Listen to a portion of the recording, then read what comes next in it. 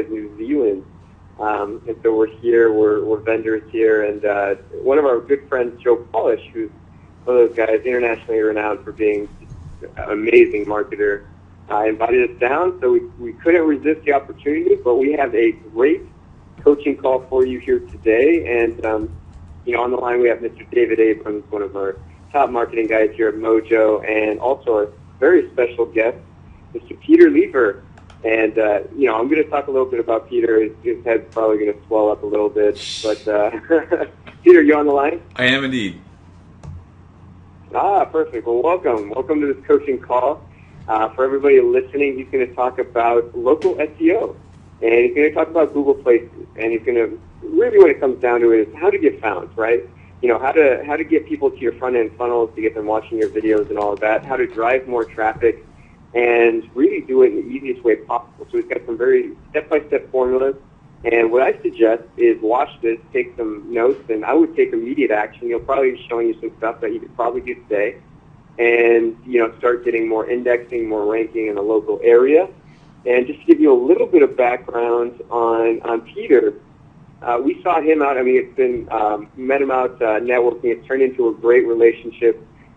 He's using Mojo, we're using his services, and it's just, the things that we're putting together are pretty phenomenal. But, he's worked with some major clients, from small businesses all the way to some large corporations. He worked with University of Phoenix, which is the largest online college on the planet, and also the Department of Education, which he can probably tell you a little bit about. It's a small little website he did for them, something like 1,000 pages, very, very small project. Exactly. Also done some work with Nissan, and he's been doing this 16 years. So, in a nutshell, one of the biggest things that we've seen is, the advent of the mobile phone. I think I read a stat that said that people are spending more time on their mobile devices, their iPads, their iPhones, their Android tablets, Android devices, and so forth, than they're actually spending on the computer.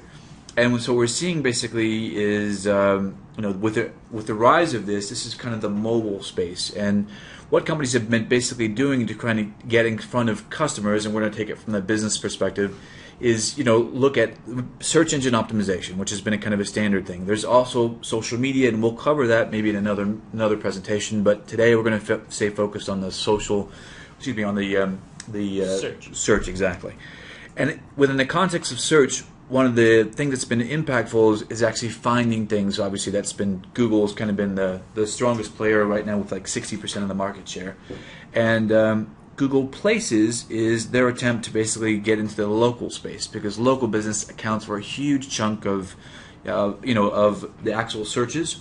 And you'll see the earlier players with guys like Yelp. They were one of the first ones to be around, and a variety of other different companies, and they would actually do reviews on your website. Reviews of your business, reviews of the restaurants, and so forth. Google figured out what the game was and then moved in to, put their own mark in the space. And so now we have Google Places. That's the latest thing. It used to be called Google Maps. It's now called Google Places, and God knows what it would be called next week. But sure, they'll come up with something different. So how Google Places affects you as a business owner, or when you're out there, is basically when you're on the phone and you're going to look for an address, you're going to access Google Maps, and they've interfaced Google Maps with the ability to do a kind of a online business site, for your company. So Google Maps will basically have a little icon for yourself and anything that looks like it's close, plus some advertisements if you're on the computer, and actually just the map itself, and some suggested places if you're on the mobile device.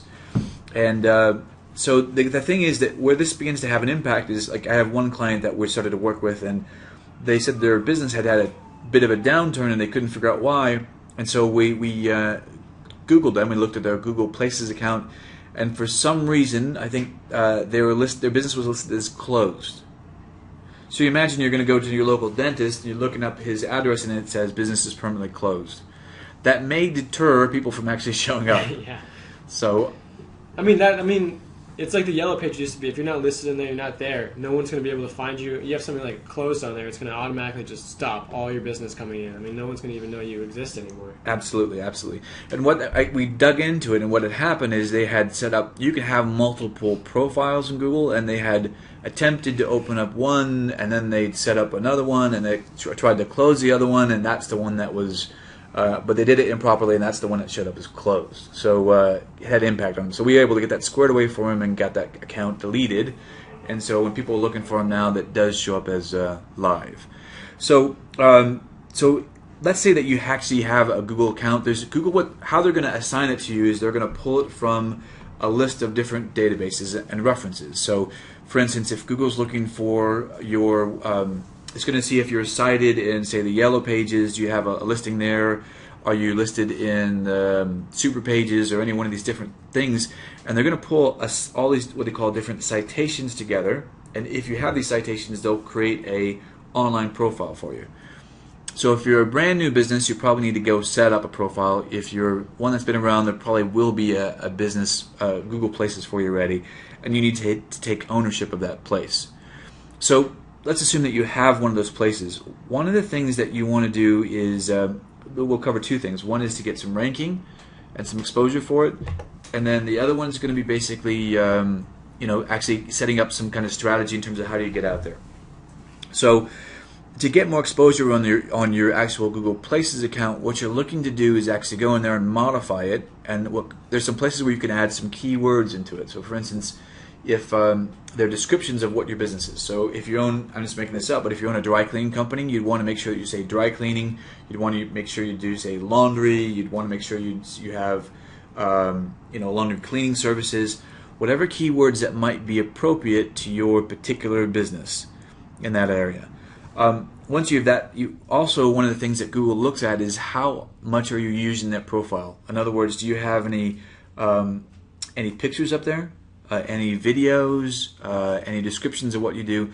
The more that you can adjust or increase that profile, the more effective you're going to be at getting exposure online. So, my question there would be, does Google Places almost work kind of like Google with SEO, where you want on-site optimization? Would you want to optimize those images, those videos before Absolutely. Putting them on? So that also plays a part on your ranking in Google Places. Absolutely. As a matter of fact, why don't we pull up like a Google Places, like just do a search for something, and we can kind of run through it. Just make sure people can see it. And if you guys have any questions along the way, just pop them in the chat. We'd love to seek some questions from you guys. Any specific things? Is it places.google.com? And let's do a search for, and let's just call it pizza here. So we'll go do a search on the top, look for, there you go, do pizza in this area. What's Scottsdale. Right, pizza Scottsdale. All right, so the guys on the top of the list, right, you can see that it says, how do you say Grimaldi's Pizza. Yeah. Place has been around for a while. If we actually go to the Google Places account, I'll do that for you. Absolutely. So here again, so you see some pictures, right? You have pictures of the product. Now they're pulling these pictures in from, Google's pulling these pictures in from other locations, right? So they're on something called Road Food, they're on Urban Spoon, they're on City Voter and stuff like that. So Google's pulling these pictures from other places. One of the things you want to do is add to the website itself, add actual content so people can see it. And then what they've done is they've like in the title tags up here it says Pasties Grimaldi's Pizzeria. So that Google knows that this page has to do with pizzeria. So if you have if your restaurant says it's Patsy, if it's Patsy Grimaldi, you need to say some kind of description about what you're about if you're going to show up, because Google knows this one has the word pizza in it. If you're going for pizza in Scottsdale, you should have something in that title tag.